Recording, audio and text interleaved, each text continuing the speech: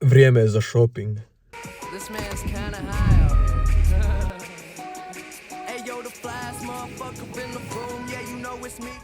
Danas fotkamo grah salatu, miso juhu, zapečene tikvice koje se još peku, koje su punjene i sad radim kari od slanutka.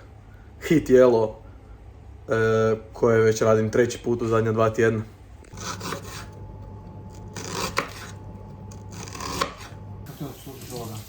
Tada kako su danas fotke? Dobre fotke i dobra hrana, sve ispalo super. Baš sam ponosan na tebe. Upravo radim baskijski cheesecake koji će ujedno biti prvi recept na newsletteru, na koji ako još niste možete se prijaviti na www.igorjadan.com. I moram vam reći da me užasno želudac boli. Znači, jedva radim išta. Tako da ne znam uopće kaj ću s tim. Trbuh me više manje prestao bolit, cheesecake je gotov. Sad treba pričekati 2 sata da se ohladi pa vidjeti kakav je zapravo iznutra. Ali izgleda dobro izvana, ne znam zašto ne bi bio dobar unutra. Sem zamjesiti focacciu za sutra i tijesto za pizzu za sutra. I editirati YouTube video.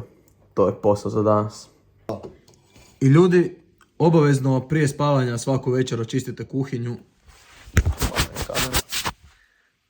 Jer jednostavno idući dan vam je puno lakše sve raditi onda, jel da tata? Da, lakše, bolje, ugodnije čovječe. Lakše živit. Znači mora, na kraju kad se sve napravi, sve se mora dobro počistiti.